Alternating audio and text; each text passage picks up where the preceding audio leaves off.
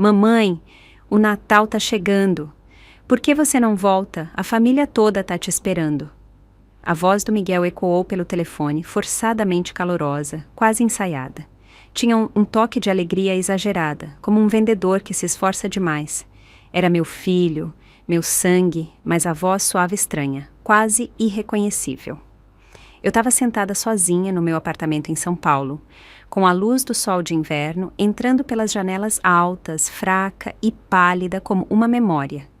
Meus dedos apertaram o telefone com mais força. Fazia 26 anos. 26 anos de silêncio. E essa era a primeira vez que ele ligava. Não no meu aniversário, nem no Dia das Mães, nem para saber se eu estava viva. Do nada, pedindo para eu voltar para casa. Que piada. Não posso. Falei firme, séria, me esforçando para manter a voz neutra. Tenho coisas para fazer. Ele pareceu não notar o gelo no meu tom, ou pelo menos fingiu não notar. Qual é, mãe? Não faz assim. O papai disse que se você quiser voltar, a gente pode esquecer o passado e passar as festas juntos. Sozinha é triste, né? Soltei uma risada baixa, aguda, amarga. Que generoso da parte dele. Por que você não pergunta para o seu pai quem me expulsou de casa? Quem estava saindo às escondidas com aquela mulher? E quem te arrancou dos meus braços como se eu fosse uma estranha? Houve uma pausa do outro lado, longa o suficiente para sentir o desconforto. Então, meio desajeitado, Miguel disse: Mãe, a gente não pode esquecer isso tudo? O que importa agora é que somos família. Além disso, ouvi dizer que seu antigo apartamento fazia parte daquele projeto de revitalização do centro. Te deram uma indenização, né? Aí estava a verdadeira razão. Que reunião familiar. Minha voz ficou gélida. Recebi. Por que tá perguntando? Tá me vigiando? Ele correu para se explicar, tentando soar magoado. Não, mãe, não é isso. É que eu e minha noiva vamos casar. E, bom, o mercado imobiliário tá louco. A gente não consegue nem juntar a entrada. Se você pudesse dar uma ajudinha, seria o mundo. Senti o sangue sumir das pontas dos meus dedos. Mesmo assim, mantive a calma. Miguel, quantas vezes você me ligou nos últimos 26 anos? Alguma vez passou por aqui? Checou se eu ainda estava respirando? E agora, do nada, lembra que tem mãe? Só porque minha conta bancária cresceu um pouco? Ele suspirou, impaciente. Mãe, não seja tão dura. Tô tentando. Beleza, nos ajuda com a entrada e eu juro que venho te visitar sempre. Respirei fundo, segurando a raiva. Deixa eu te explicar uma coisa, Miguel. Nem 1 centavo desse dinheiro vai para você. Eu conquistei isso. Sobrevivi 26 anos sozinha. Esse dinheiro é meu. Você não pode aparecer agora querendo um pedaço só porque resolveu ligar. Eu sou seu filho! Ele gritou, levantando a voz. Como você pode fazer isso comigo? Minha risada saiu vazia. Onde você estava quando eu precisava de um filho? Quando eu não tinha nada nem ninguém? Essa palavra não te pertence mais. Quer meu dinheiro? Continua sonhando. Você, seu pai, nenhum de vocês vai ver 1 centavo. E desliguei. Por um momento fiquei parada no sofá, sentindo como se tivessem sugado o ar dos meus pulmões. Então, as lágrimas vieram, quentes, rápidas, silenciosas. Não de tristeza, mas de raiva. Raiva porque eles ainda tinham a coragem de falar em família como se isso significasse algo.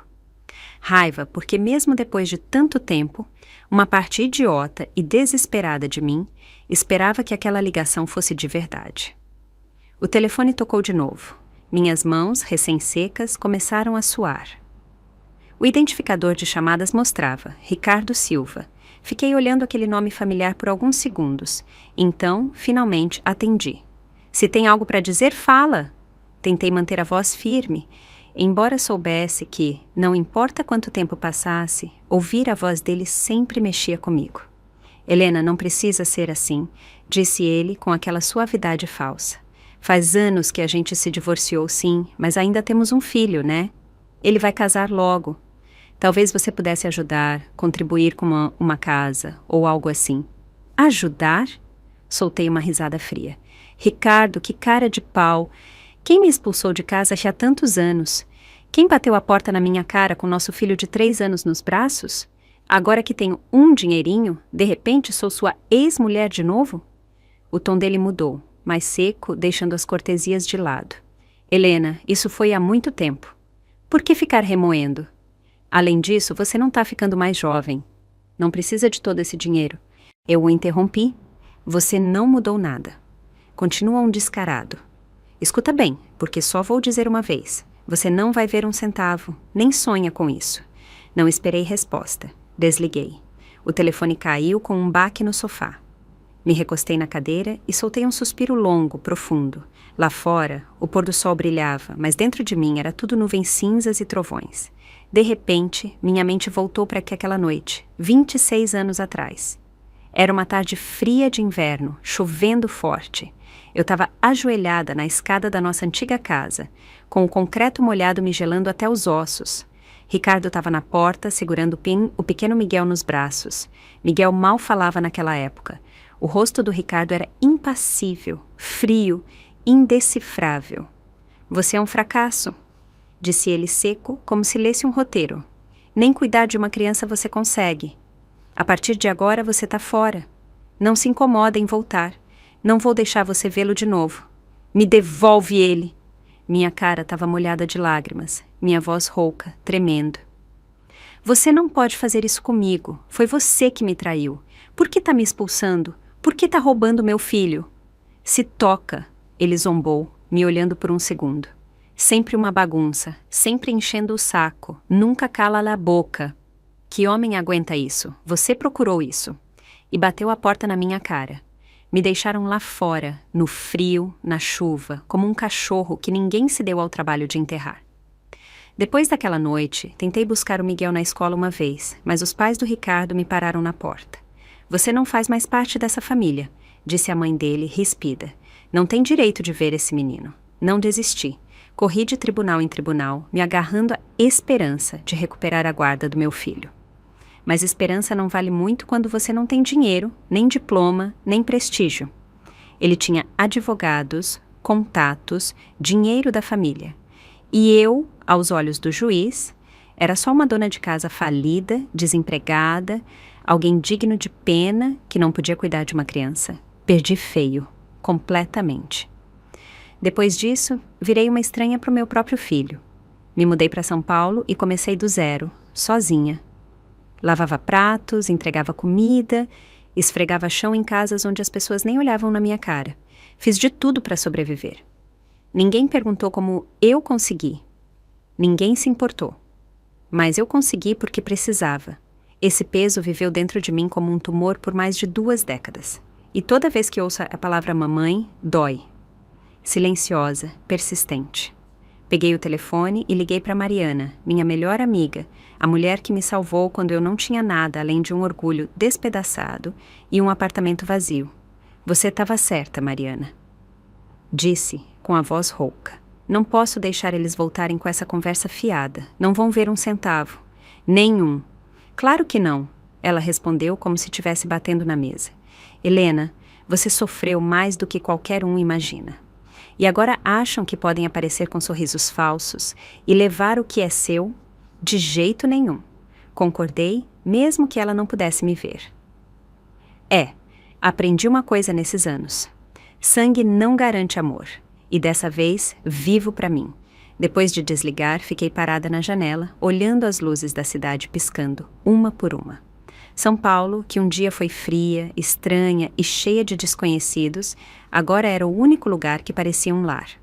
E naquele momento fiz uma promessa a mim mesma, nada de me curvar, nada de chorar pelo passado. A partir daquele dia, eu seria uma pessoa completamente nova.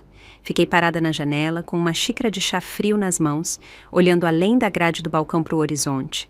Os pôres do sol em São Paulo sempre eram lindos, um dourado suave que se misturava a um rosa escuro, mas no meu peito não havia nenhum brilho de luz. Ninguém além de mim sabia o que foi caminhar pelo que passei nos últimos 26 anos. Os primeiros anos depois do divórcio foram os piores da minha vida. Eu não tinha nada, nem marido, nem filho, nem um lugar para chamar de meu. Parecia que tinham me arrancado da minha própria vida e me jogado num mundo que não me conhecia, não me queria e, claro, não se importava. Sem diploma, sem experiência de trabalho, tudo o que eu tinha era desespero. Então corri, implorei, fiz o que precisava. Consegui um emprego lavando pratos num restaurante de bairro. Passava 10 horas por dia numa cozinha suja, com as mãos mergulhadas em água fria e gordurosa, esfregando prato atrás de prato, enquanto fingia não ouvir os cochichos. É aquela que foi expulsa pelo marido. Nem com o filho ela conseguiu ficar. Que tipo de mãe é essa? Ouvi tudo. Só fingi que não. Mantive a cabeça baixa e continuei esfregando, com os dedos dormentes e os ossos doendo enquanto a água gelada cortava minha pele. Foi aí que aprendi uma coisa importante. O mundo não para uma mulher que caiu. Não abre espaço, não te oferece a mão. E quando pensei que tinha chegado ao fundo do poço, a vida me mostrou que ainda dava para descer mais. Uma noite, depois de fechar o restaurante, caminhei pelo beco dos fundos. Estava escuro, mais do que o normal, e silencioso. De repente, um grupo de bêbados apareceu. Começaram a gritar coisas nojentas, e um deles agarrou minha blusa. Lutei, arranhei, empurrei, mas não era páreo para eles. Caí no chão com força. Meu cotovelo bateu no concreto. Uma dor aguda me atravessou. Por um momento pensei que era o fim, que minha história terminaria ali, na escuridão, na sujeira, sem ninguém ouvir. "Tira a mão dela!" A voz cortou o beco como um trovão. Era a Mariana. Ela morava no fim do corredor do nosso prédio velho e caindo aos pedaços. Era um pouco mais velha, falava alto e tinha uma risada que chamava atenção. Veio correndo pelo beco com uma vassoura na mão e uma voz feroz. Seus gritos eram mais fortes que os punhos, mais cortantes que os olhares. Eles não esperavam resistência e fugiram. Naquela noite, tudo mudou. A Mariana virou minha pessoa. Começou a me trazer comida quando eu saía do trabalho. Sentava comigo quando eu não achava palavras para falar. Mas o mais importante, ela nunca teve pena de mim. Nem uma vez. Nunca disse, coitadinha. Ela dizia: "Você não pode desistir. Tem que dar a volta por cima, Helena. Não pode deixar eles ganharem. Vive melhor do que eles jamais imaginaram que você poderia." Essas palavras cravaram no meu coração. Não chorei, não desabei de novo. Só disse para mim mesma: sobrevive e depois fica mais forte. Continuei lavando pratos de dia. À noite, me matriculei num curso técnico de administração. Fiz aulas de informática, contabilidade. O tempo era curto, o dinheiro mais ainda, mas desistir não era mais uma opção.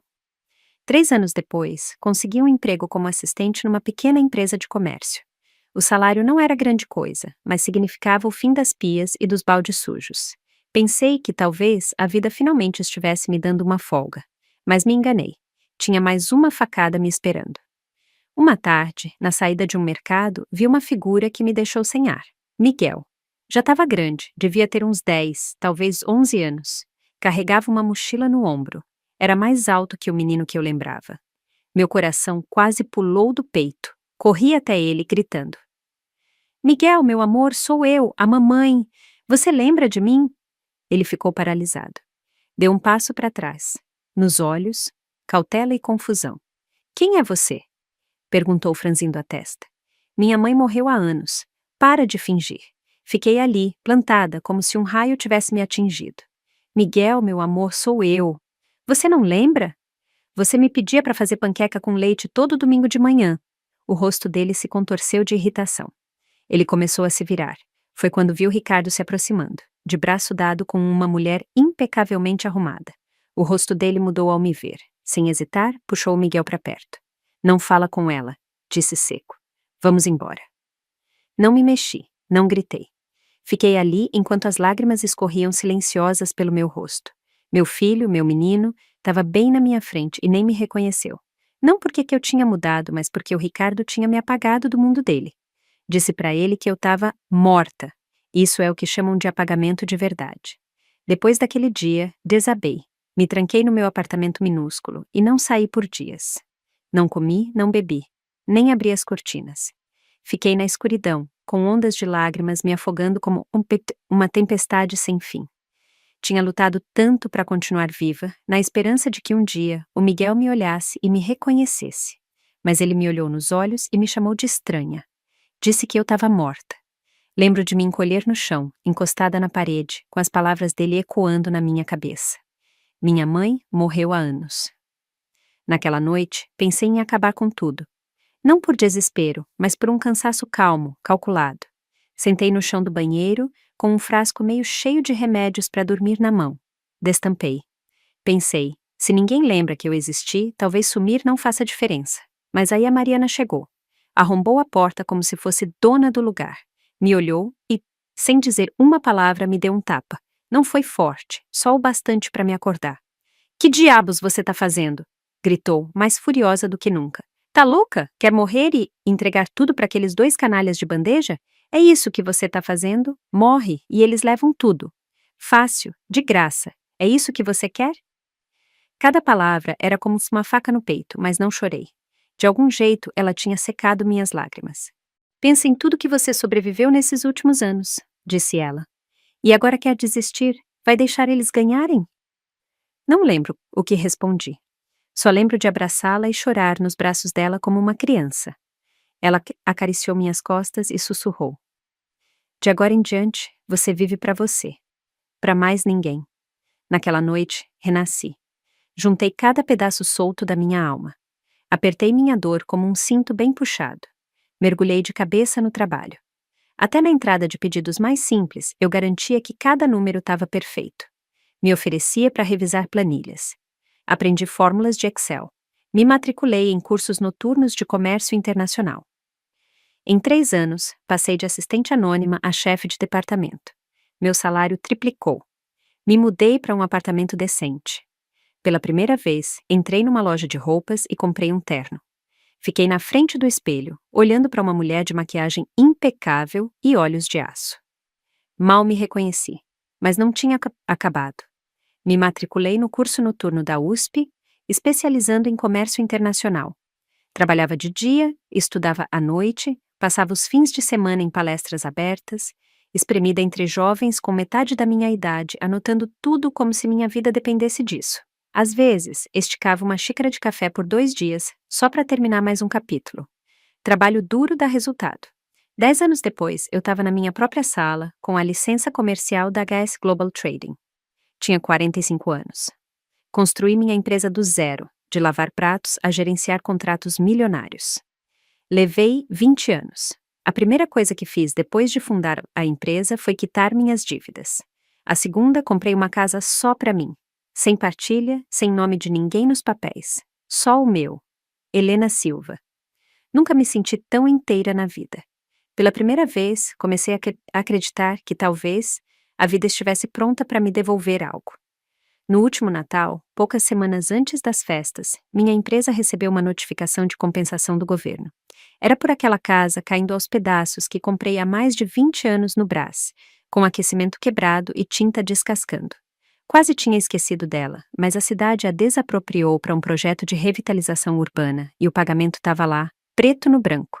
A 2 milhões as. Ri alto quando vi o valor. Depois de tudo, o destino lembrou de mim, lembrou do meu sofrimento. Planejei usar o dinheiro para expandir o negócio e, quem sabe, comprar uma casinha à beira-mar para me aposentar. Mas antes que eu pudesse terminar o plano, os fantasmas do meu passado voltaram rastejando. O Miguel ligou primeiro falando de família, união, festas. 2 dias depois, o Ricardo veio com uma ligação dele, jogando a carta do "temos um filho em comum", pedindo ajuda pelos velhos tempos. Ouvi os tons melosos e ensaiados e não segurei uma risada baixa, amarga. O tipo de sentimento que vem quando você já viu além de cada mentira, quando sobreviveu a traições suficientes para reconhecer o padrão. Desliguei e mandei uma mensagem para Mariana. Você estava certa, nenhum deles merece perdão. Eles achavam que eu ainda era fraca, que podiam me culpar, manipular, convencer, mas a Helena que eles lembram morreu há anos, numa cozinha úmida e num beco escuro. Minha vingança estava só começando. Não sou impulsiva, sou estratégica. E dessa vez, não queria só me proteger. Queria garantir que eles nunca tivessem uma segunda chance de cravar as garras na minha vida. A primeira coisa que fiz foi ligar para Clara, minha amiga advogada, uma especialista em testamentos com mais de 20 anos de experiência em São Paulo. Nos encontramos no escritório dela, com o cheiro de café torrado no ar, enquanto ela explicava calmamente as opções.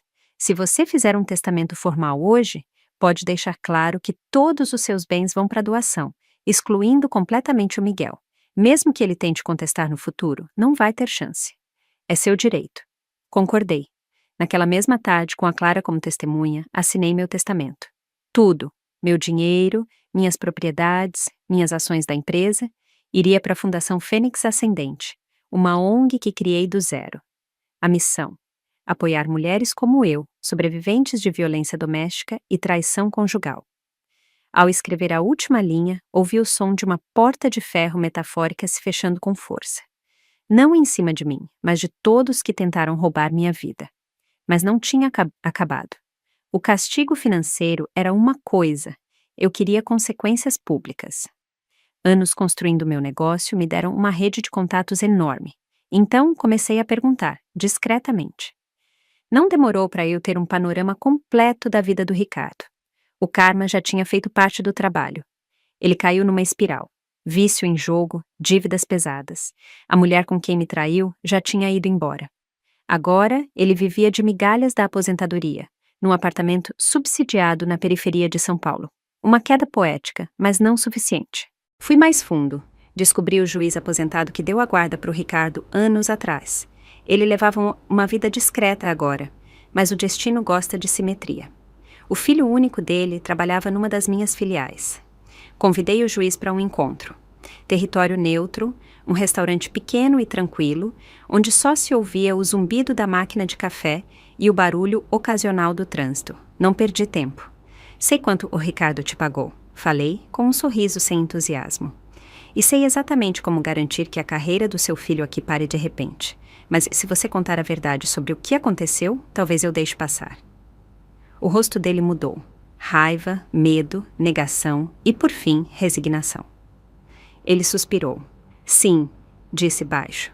Peguei o dinheiro e os documentos falsos. Foi ideia do Ricardo. Ele pediu que eu cooperasse, e eu cooperei. Era tudo o que eu precisava. A Clara compilou as declarações e os documentos numa denúncia legal robusta e a apresentou, junto com um relatório ético formal, ao Conselho de Revisão Judicial de São Paulo. O martelo caiu pesado. A vida do Ricardo, já em ruínas, estava prestes a pegar fogo. Em semanas, a citação judicial chegou à porta dele. No dia do julgamento, entrei na sala com um terno azul marinho sob medida. Elegante, controlada, a mulher que eles nunca imaginaram que eu seria. O Ricardo foi trazido, curvado, com um olhar apagado, perdido. Um fantasma do homem que já foi. O juiz leu as acusações em voz alta, fria e seca. Ricardo Silva, você é formalmente acusado de suborno e manipulação de provas em relação a uma ordem de guarda emitida há 26 anos. Você contesta essas acusações? O Ricardo tremia, com os lábios pálidos, os olhos arregalados. Eu confesso, sussurrou. Por favor, tenham piedade. Não tive escolha. Então, olhei para ele, sem compaixão. Só clareza. Quando chegou minha vez de falar, subi ao púlpito e encarei ele. Há 26 anos, ele me expulsou da minha própria casa, disse, com a voz firme e cortante. Tirou meu filho de mim, usou mentiras e dinheiro para destruir minha vida. Fiz uma pausa, deixando o silêncio pesar. Hoje, só quero que ele saiba, a justiça não esquece. O Ricardo desabou de joelhos, soluçando. Helena, eu errei, por favor, me perdoa. Olhei para ele e um sorriso frio cruzou meus lábios. Perdão? Disse, erguendo o queixo. Você acha que isso está na mesa? É melhor se acostumar com o gosto da ruína. Eu vivi com ele por décadas. O tribunal anulou a decisão original, limpando meu nome de todas as acusações passadas. O Ricardo foi condenado a 3 anos de prisão, 5 anos de liberdade condicional e obrigado a pagar 800 mil reais por danos emocionais. Quando saí do tribunal, o sol de São Paulo estava dourado e quente no meu rosto. Respirei fundo e senti o peso de 26 anos finalmente se levantar. Eu venci. E venci usando as 2 coisas que eles mais amavam, poder e dinheiro. Mas sabia que minha história não tinha acabado. Ainda faltava um capítulo. Uma pessoa com quem eu precisava de um fechamento. Miguel, meu filho, o menino pelo qual vivi, trabalhei até o osso, suportei humilhação e dor. Mas ele não era mais aquele menino. Há muito tempo não era. Contratei um detetive particular, não daqueles que ficam rondando o estacionamento atrás de esposas infiéis. Era um ex-analista de contratos do Ministério Público, especializado em fraudes corporativas e esquemas sofisticados. Não demorou. Logo, eu tinha uma pasta grossa na minha mesa. O Miguel vivia de enganar mulheres. 4 mulheres, em 4 cidades diferentes, transferiram dezenas de milhares de reais para ele. Sempre a mesma história, um negócio que faliu, uma mãe doente, uma crise de hipoteca. Era um predador, um manipulador profissional que colhia confiança como se fosse uma safra. Pior, levava uma vida dupla, ou melhor, tripla. 2 mulheres achavam que eram noivas dele. Uma já postava fotos dos preparativos do casamento nas redes. Sentei na minha sala e folheei aquelas páginas. Cada linha doía mais no peito, mas não chorei. Fiz cópias, uma para cada mulher. Envelopes anônimos. Dentro de cada um, o relatório e uma nota escrita à mão por mim. Você merece um futuro mais limpo.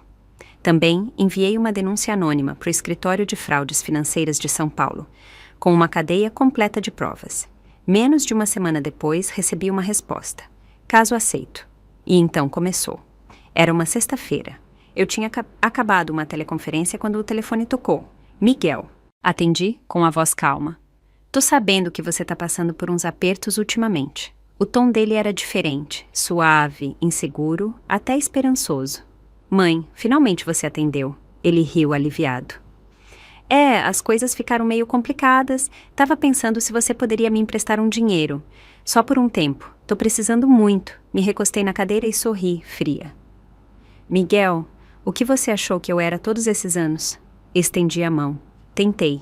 Uma vez atrás da outra, tentei construir algo com você. Você bateu a porta na minha cara toda vez.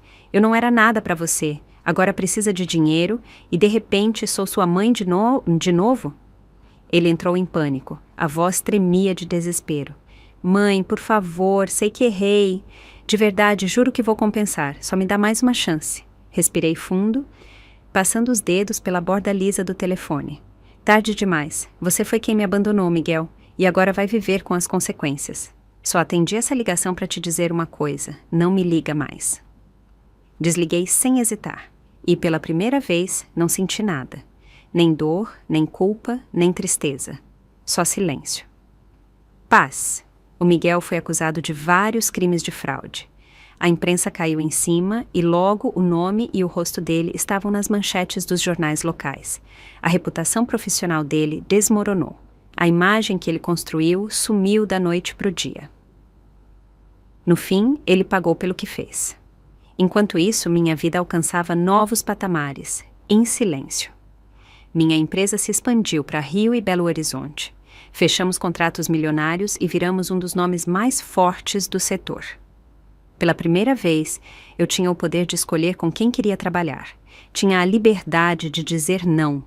Mas o momento em que realmente me senti curada não veio de saldo bancário ou prêmio. Veio de ver outras mulheres subirem por minha causa. Fundei a Fundação Fênix Ascendente com uma missão simples: garantir que nenhuma mulher passasse pelo que eu passei.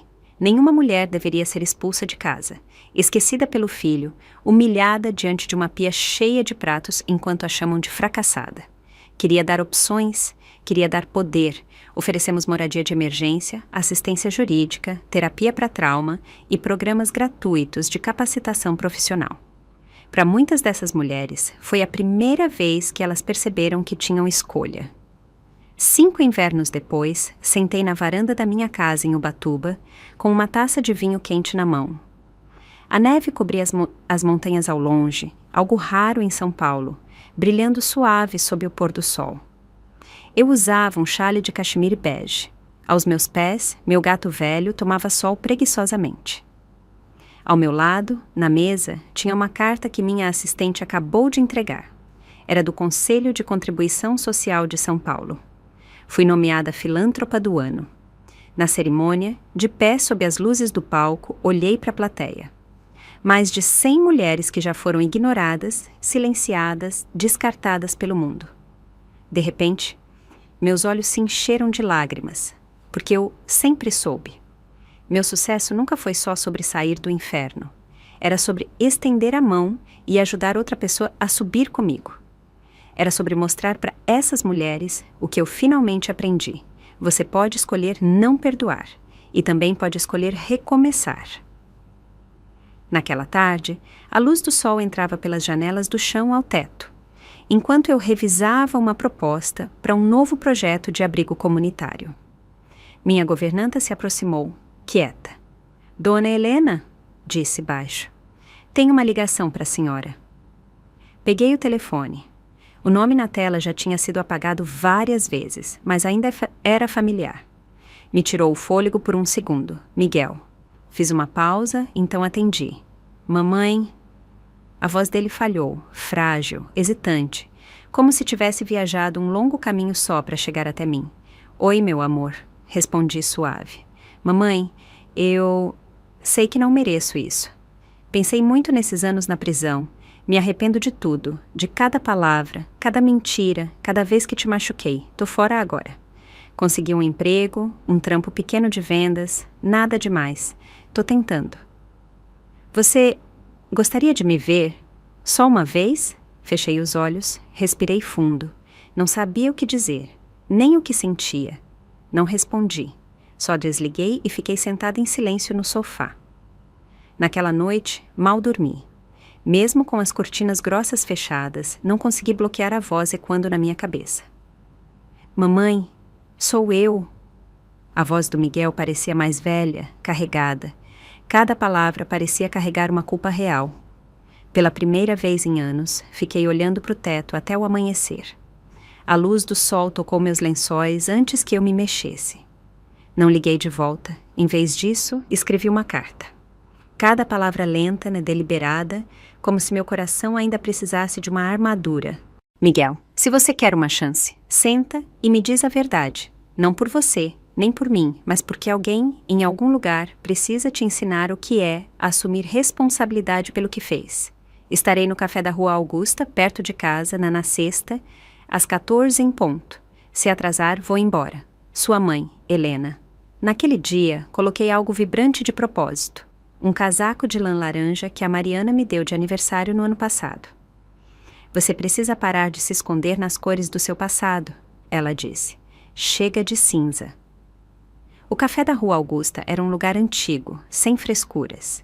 As mesas eram meio gastas e as cadeiras de madeira rangiam se você ficasse sentado muito tempo, mas o ar era sempre limpo e nunca tinha barulho demais. Era isso que eu gostava.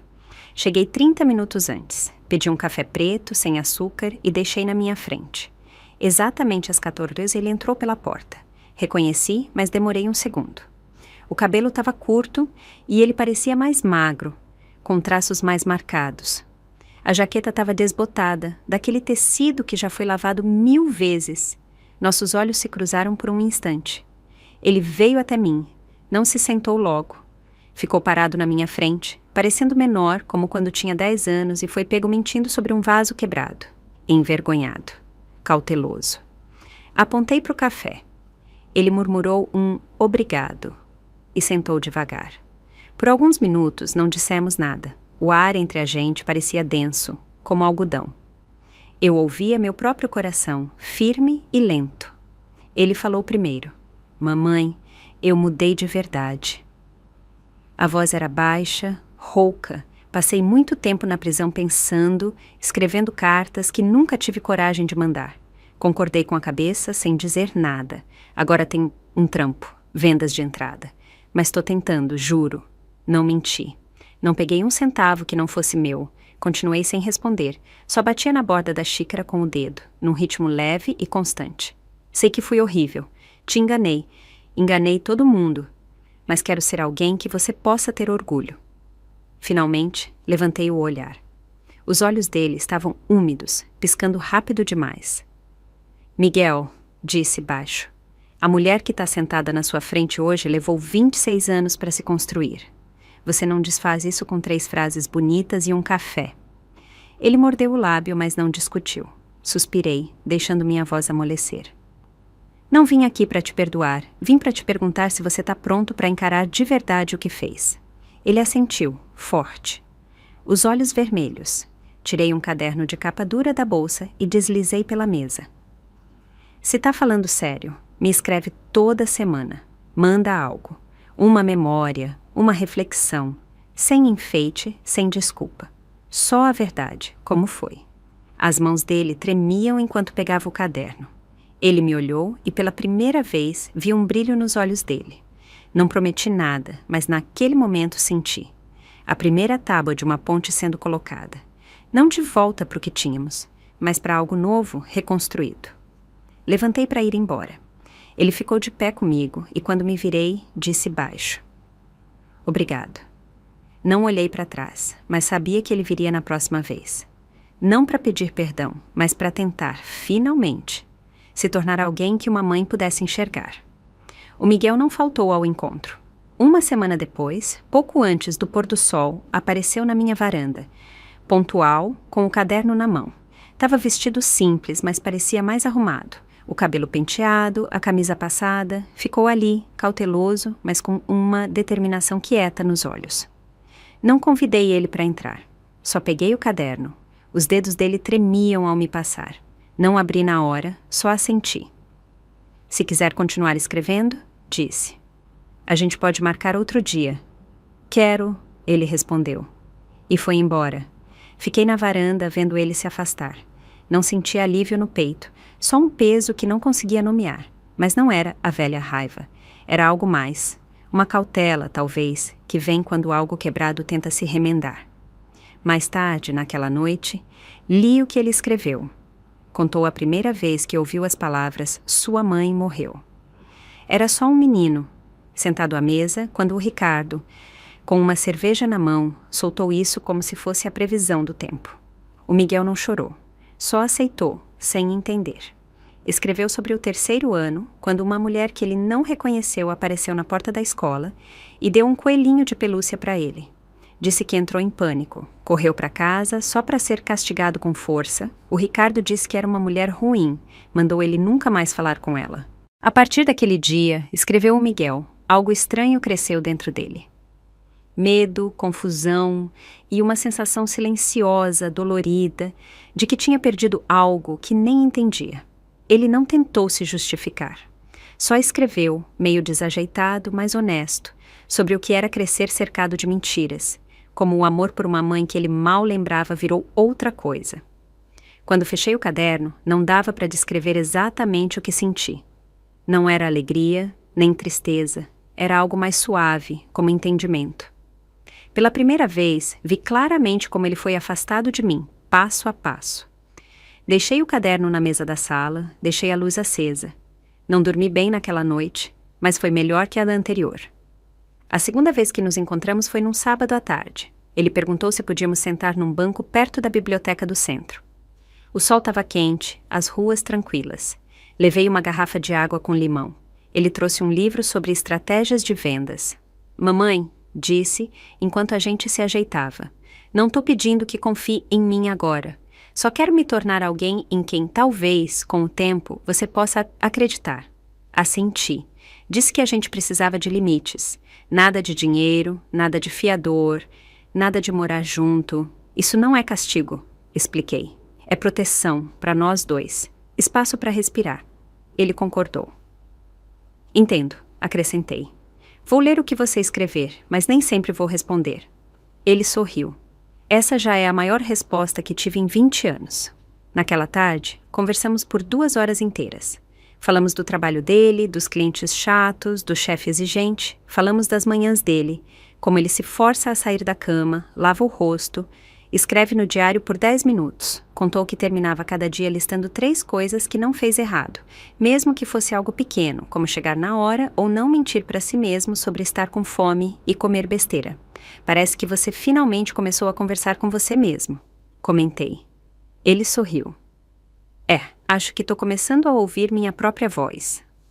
Naquele momento, uma quentura tomou meu peito. Não era alegria, mas um lampejo de confiança. Do tipo que não vem rápido, mas descongela devagar, como a geada na borda de uma janela no inverno. Não disse isso em voz alta, mas, enquanto voltava para casa, me peguei esperando pela próxima semana. O tempo passou rápido, e logo chegou o dia do próximo encontro. Naquela noite, preparei o jantar, algo que não fazia há muito tempo.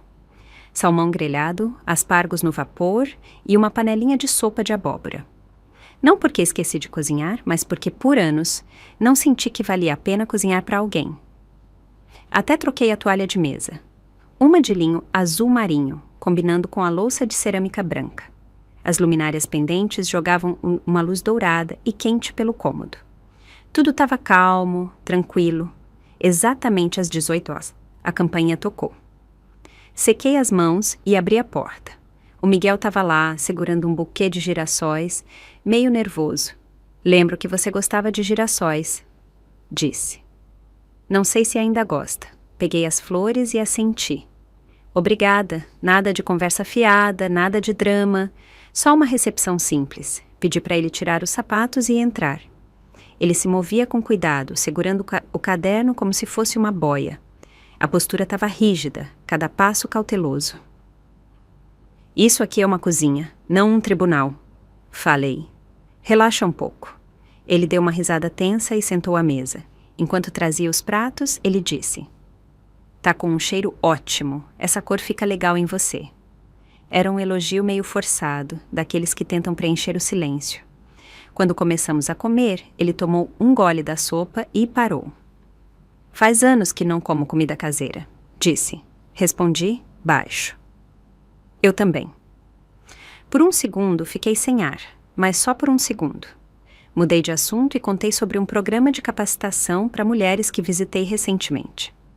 O Miguel ouviu com atenção, fez perguntas inteligentes sobre as operações. Dava para ver que ele tentava ser útil. No meio do jantar, ele parou, me olhou e perguntou: Mãe, posso te perguntar uma coisa? Assenti. Você realmente foi me ver na escola quando eu era pequeno? Fiz uma pausa, abaixei a colher com cuidado. Fui sim, disse. Várias vezes. Ficava do lado de fora do portão, te via saindo correndo da aula, de mãos dadas com seu pai, entrando no carro. Você nunca olhou para trás.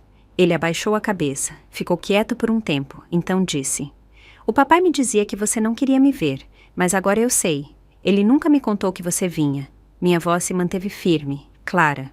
Ele disse que eu estava louca, que tinha morrido, que fugi com o dinheiro da família, que abandonei vocês. Me deu uma dúzia de versões diferentes de mim. A voz dele era quase um sussurro. Eu acreditei nele por muito tempo. Mas quando cresci, às vezes me perguntava se você era tão horrível, por que mandava cartões de aniversário todo ano? Sorri, suave, cansada. Pensei que você nunca tinha aberto. Guardei alguns, confessou. Escondi. Não queria que ninguém soubesse. Acho que tinha medo de descobrir a verdade. Era mais fácil acreditar que você era a vilã do que aceitar que me enganaram a vida toda. Assenti. Entendo. Ele não disse mais nada. Voltou a comer em silêncio, mas algo tinha mudado. Os movimentos dele estavam mais leves, mais naturais, como se uma camada fina de vidro esmerilado tivesse se quebrado. Depois do jantar, preparei um chá de jasmim. Ele disse que o cheiro lembrava quando ficava doente, pequeno. O único recuerdo que tinha de mim, disse, era uma xícara de chá meio amargo, meio doce. Lembro que você me abraçou. Eu estava com febre.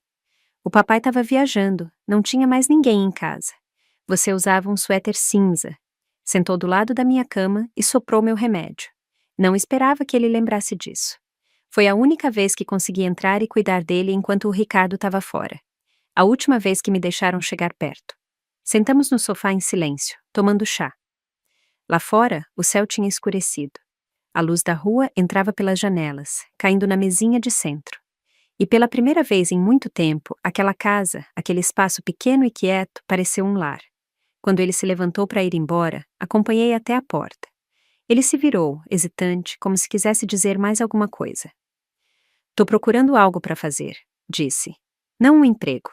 Algo que ajude as pessoas. Não sei se sou bom nisso, mas quero tentar.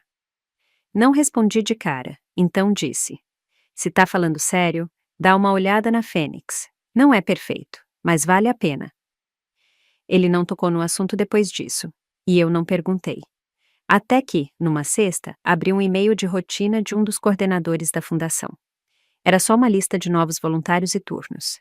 Desci a lista distraidamente, até parar. Miguel Silva. Completou o treinamento introdutório de voluntários. Atualmente ajuda com admissão e orientação. Fiquei olhando para a tela por um momento, e sorri. Ele não tinha me contado, e era exatamente o que eu esperava. Deu o passo sozinho, sem esperar que eu abrisse o caminho. No sábado de manhã, cheguei cedo na sede da fundação. Finjo que estava de passagem e entrei na sala de treinamento. O Miguel estava lá, de pé, na frente de 3 novas voluntárias, explicando o processo de admissão. Os movimentos eram meio desajeitados, mas o tom era firme, focado.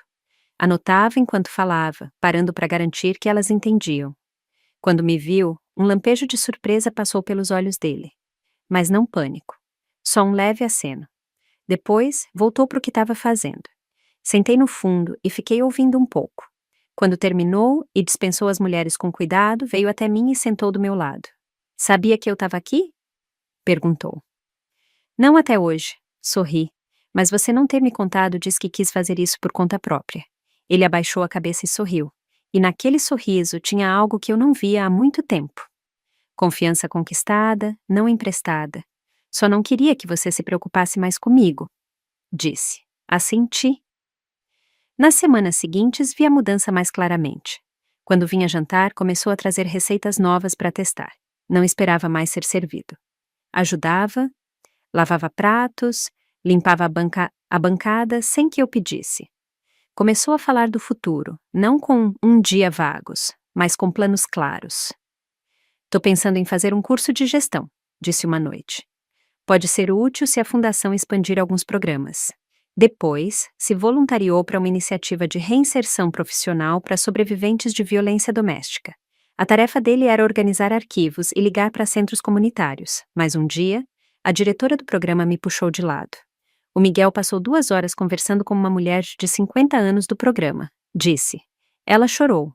Disse que nunca imaginou que um homem sentaria e ouviria a história dela do começo ao fim. O Miguel não mencionou isso.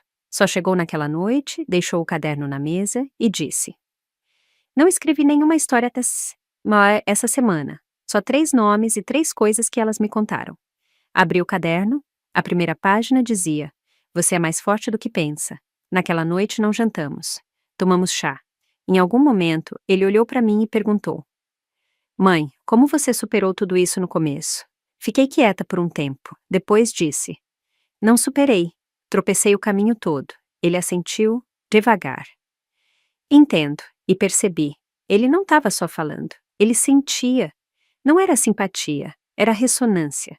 Ele começava a entender que viver não é escapar da dor, é carregar ela e seguir. Naquela noite, quando ele foi embora, acompanhei até a porta. Ele hesitou. Então, deu um passo e me abraçou. Não como uma criança precisando de consolo, mas como um homem que finalmente baixa as defesas e escolhe a proximidade. Retribuí o abraço, dando tapinhas leves nas costas dele. Guardei alguns, confessou. Escondi. Não queria que ninguém soubesse. Acho que tinha medo de descobrir a verdade. Era mais fácil acreditar que você era a vilã do que aceitar que me enganaram a vida toda. Assenti. Entendo. Ele não disse mais nada. Voltou a comer em silêncio, mas algo tinha mudado. Os movimentos dele estavam mais leves, mais naturais, como se uma camada fina de vidro esmerilado tivesse se quebrado. Depois do jantar, preparei um chá de jasmim. Ele disse que o cheiro lembrava quando ficava doente, pequeno. O único recuerdo que tinha de mim, disse, era uma xícara de chá meio amargo, meio doce. Lembro que você me abraçou. Eu estava com febre. O papai estava viajando, não tinha mais ninguém em casa. Você usava um suéter cinza. Sentou do lado da minha cama e soprou meu remédio. Não esperava que ele lembrasse disso. Foi a única vez que consegui entrar e cuidar dele enquanto o Ricardo estava fora. A última vez que me deixaram chegar perto. Sentamos no sofá em silêncio, tomando chá. Lá fora, o céu tinha escurecido. A luz da rua entrava pelas janelas, caindo na mesinha de centro. E pela primeira vez em muito tempo, aquela casa, aquele espaço pequeno e quieto, pareceu um lar. Quando ele se levantou para ir embora, acompanhei até a porta. Ele se virou, hesitante, como se quisesse dizer mais alguma coisa. Tô procurando algo para fazer, disse. Não um emprego. Algo que ajude as pessoas. Não sei se sou bom nisso, mas quero tentar. Não respondi de cara, então disse. Se tá falando sério, dá uma olhada na Fênix. Não é perfeito, mas vale a pena. Ele não tocou no assunto depois disso, e eu não perguntei. Até que, numa sexta, abri um e-mail de rotina de um dos coordenadores da fundação. Era só uma lista de novos voluntários e turnos. Desci a lista distraidamente, até parar. Miguel Silva. Completou o treinamento introdutório de voluntários. Atualmente ajuda com admissão e orientação. Fiquei olhando para a tela por um momento e sorri. Ele não tinha me contado e era exatamente o que eu esperava. Deu o passo sozinho, sem esperar que eu abrisse o caminho. No sábado de manhã, cheguei cedo na sede da fundação. Finjo que estava de passagem e entrei na sala de treinamento.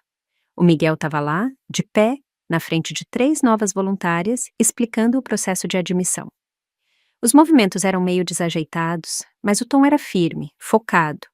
Anotava enquanto falava, parando para garantir que elas entendiam. Quando me viu, um lampejo de surpresa passou pelos olhos dele. Mas não pânico. Só um leve aceno. Depois, voltou para o que estava fazendo. Sentei no fundo e fiquei ouvindo um pouco. Quando terminou e dispensou as mulheres com cuidado, veio até mim e sentou do meu lado. Sabia que eu estava aqui? Perguntou. Não até hoje. Sorri. Mas você não ter me contado diz que quis fazer isso por conta própria. Ele abaixou a cabeça e sorriu. E naquele sorriso tinha algo que eu não via há muito tempo. Confiança conquistada, não emprestada.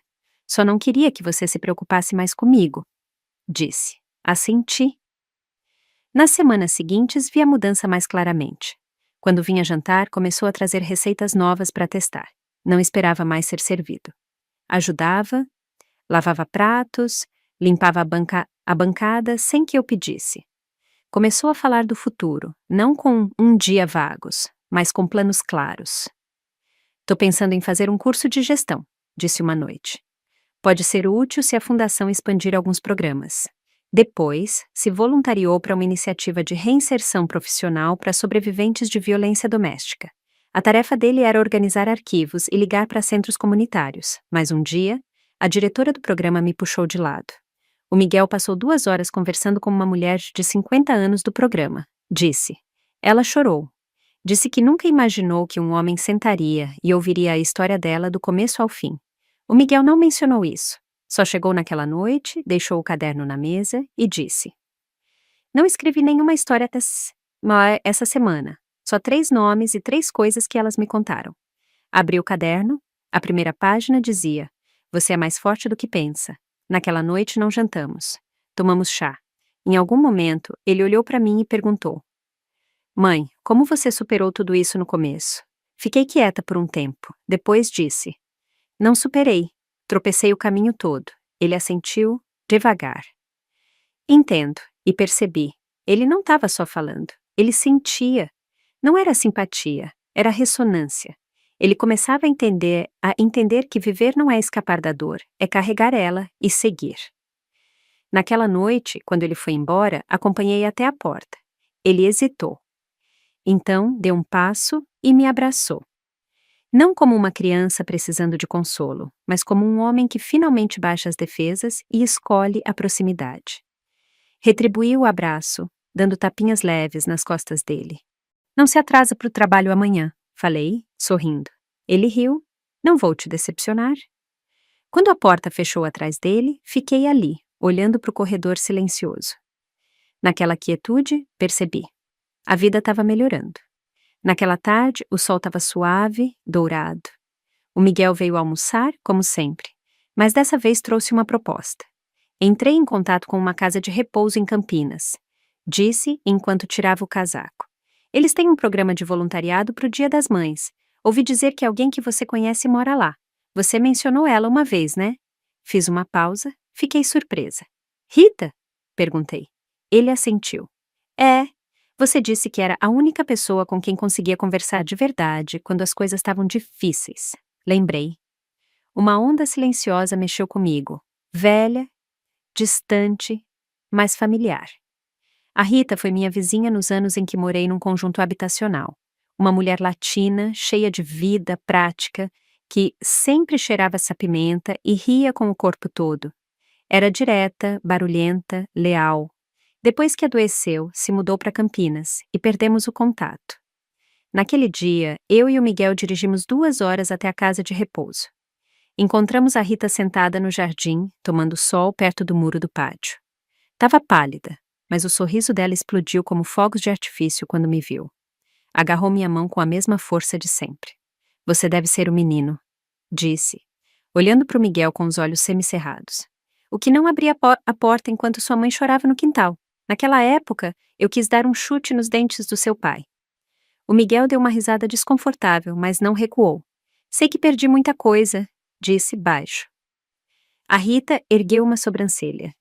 E acha que pode consertar? Ele olhou nos olhos dela e assentiu. Quero tentar. Olhei para os dois. Uma, minha âncora, quando eu não tinha nada. O outro, a ferida mais funda da minha vida. Agora, sentavam dos dois lados de mim. Passamos a tarde ali, conversando, rindo, principalmente ouvindo as tiradas incansáveis da Rita. Na volta para casa, o sol estava se pondo. Eu e o Miguel não falamos quase nada no caminho. O silêncio não era desconfortável, era cheio. Quando entramos na garagem, ele quebrou o silêncio. Mãe, disse, teve algum momento que você realmente quis me apagar da sua vida? Não respondi na hora. Teve, disse, suave. Ele se virou para me olhar com o rosto calmo. Foi quando você tinha 17 anos. Continuei. A última vez que fiquei do lado de fora da sua casa. Você me olhou pela janela e fechou a cortina. Virei o rosto para o céu laranja que sumia. Voltei para casa e deitei na cama pensando. Talvez seja a hora de te tirar do meu coração. Talvez eu devesse te deixar ir. E por que não deixou? Perguntou. Porque não consegui, sussurrei. O carro ficou parado na garagem. Nenhum de nós tentou sair. Sabe, continuei, antes de fechar a cortina, você hesitou por meio segundo.